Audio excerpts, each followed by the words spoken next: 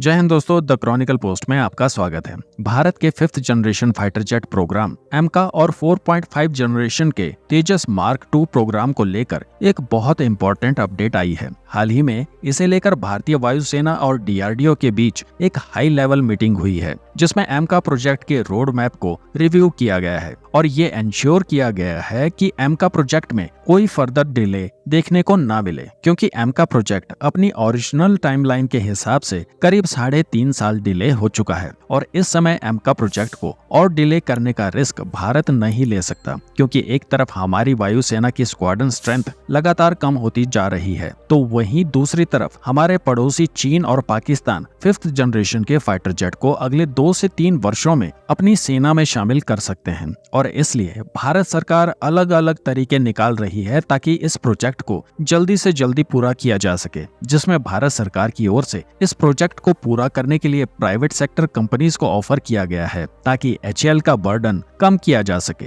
क्योंकि HAL already बहुत सारे प्रोजेक्ट्स पर काम कर रहा है। भारत सरकार की ओर से प्राइवेट प्लेयर्स को ऑफर किया गया है कि वे लोग डीआरडीओ से एमका का डिजाइन लेकर एचएएल की फैसिलिटी का प्रयोग करते हुए प्रोटोटाइप को तैयार करें, जिसमें भारत सरकार प्राइवेट सेक्टर कंपनीज को फंड करने वाली है। हालांकि शुरुआत में किसी भी प्राइवेट कंपनी की तरफ से इसमें कोई इंटरेस्ट नहीं दिखाया गया, लेकिन अब भारत में कुछ प्राइवेट सेक्टर कंपनीज ने एमका प्रोग्राम में पार्टिसिपेट करने की बात कही है, जो कि हमारे 5th generation fighter jet programme के लिए एक अच्छी खबर है। सीनियर डिफेंस ऑफिशियल की तरफ से बताया गया है कि अब से 4 साल बाद यानी कि सन 2028 में एमका का पहला प्रोटोटाइप बनकर तैयार हो जाएगा, जिसका वजन लगभग 27 टन होगा और ये फाइटर जेट भारी हथियार ले जाने में सक्षम होगा। और साथ ही अधिकारियों के द्वारा कहा गया है कि इस लड़ाकू विमान को पूरी तरह से तैयार होने के लिए कम से कम 6 से 7 वर्षों का समय लगेगा। एमका एयरक्राफ्ट प्रोजेक्ट के लिए डीआरडीओ के द्वारा एक प्राइवेट सेक्टर फर्म और एक पब्लिक सेक्टर यूनिट को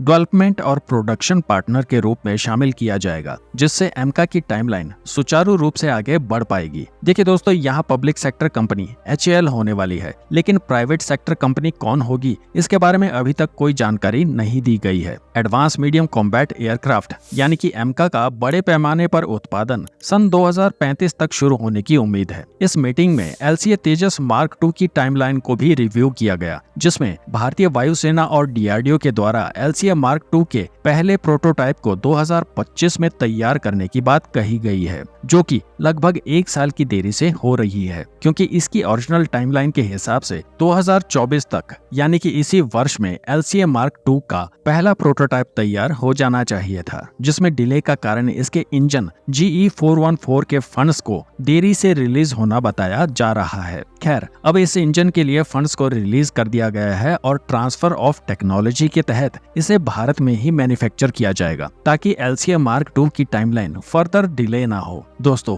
इस अपडेट को लेकर आपके क्या विचार हैं? कमेंट्स में जरूर बताइएगा।